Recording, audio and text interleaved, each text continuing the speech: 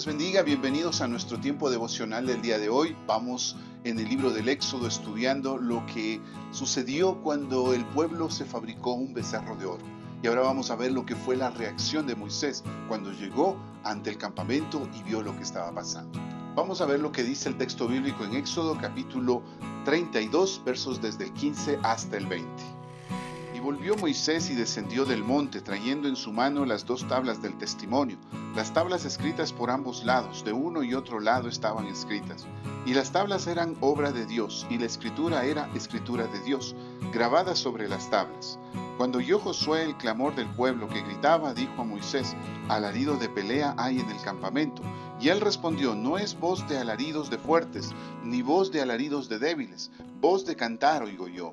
Y aconteció que cuando él llegó al campamento y vio el becerro y las danzas, ardió la ira de Moisés y arrojó las tablas de sus manos y las quebró al pie del monte. Y tomó el becerro que habían hecho y lo quemó en el fuego, y lo molió hasta reducirlo a polvo que esparció sobre las aguas, y lo dio a beber a los hijos de Israel. No sabemos exactamente qué es lo que estaba pensando Moisés mientras descendía del monte después de haber escuchado lo que estaba pasando ahí abajo de voz de Dios. Sin embargo, podemos imaginarnos que posiblemente él estuvo pensando en todo el tiempo que había invertido en ese pueblo y cómo este pueblo se había descarriado. Recordemos que él había sido educado en Egipto, en lo mejor de la educación egipcia, y que todo eso se echó a perder cuando él decidió tratar de defender a uno de los judíos. De igual manera podemos recordar todo lo que él perdió cuando el Señor lo llamó para poder ir a servir a este pueblo después de haber tenido 40 años de vida en la zona de Madián. Tenía su tierra, tenía sus ovejas, tenía una posición económica adecuada, tenía una familia, todo lo necesario para poder morir en paz. Sin embargo, lo deja todo esto para ir y servir a este pueblo. Y mientras desciende del monte, pensar en todo aquello que había dejado y que ahora se ve como una pérdida total de tiempo, pues el pueblo de Israel había decidido hacer todo lo contrario de lo que Dios le había propuesto en el pacto.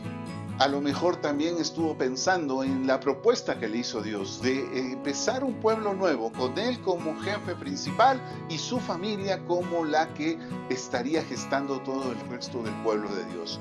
Todo esto seguramente estuvo en su mente mientras descendía y cuando comenzó a escuchar los alaridos que venían desde el lugar donde estaba el pueblo. También no sabemos si fue por inocencia o por tratar de calmar el carácter de Moisés, que en ese momento seguramente estaba ya alterado, pero Josué le dice a Moisés: oigo ruidos como de guerra, tratando de hacer que tal vez Moisés se sienta un poco preocupado y cambie la preocupación por la ira que en ese momento está sintiendo. Pero Moisés no se deja engañar. Le dice: no son alaridos de guerra, no son gente victoriosa la que está cantando, tampoco estoy escuchando el sonido de gente que está huyendo. Lo que escucho es el clamor de la abominación. Así es como lo traduce otra versión, que es también muy interesante. Y en otra versión incluso explica de qué se trata. El texto lo que está diciendo es: escucho el clamor del vino. Para ser más exactos, cuando en ese tiempo se estaba festejando alguna celebración, había una especie de grito que se hacía al iniciar todo tipo de festejos. Y pues lo que está diciendo Moisés es: oigo ese tipo de grito, oigo el grito propio de una fiesta, de una algarabía. Estoy oyendo el grito típico de las abominaciones. Es lo que dice Moisés en este caso.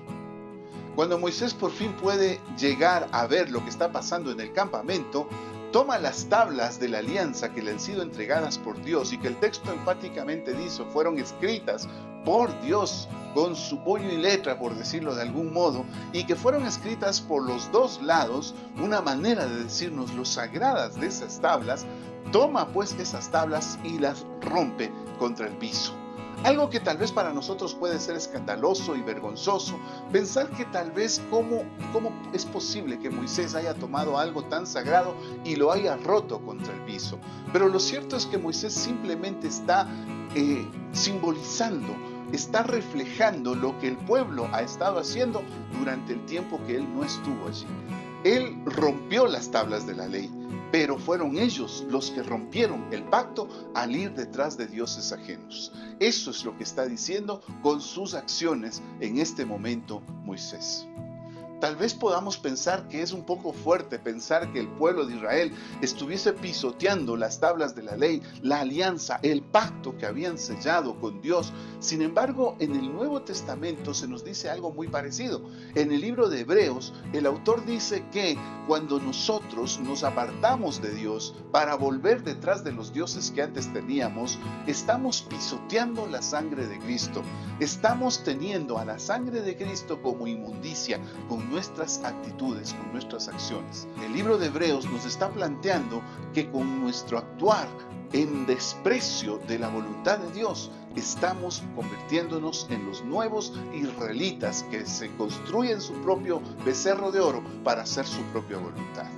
En el libro de los Hebreos, pues, nos está planteando una advertencia.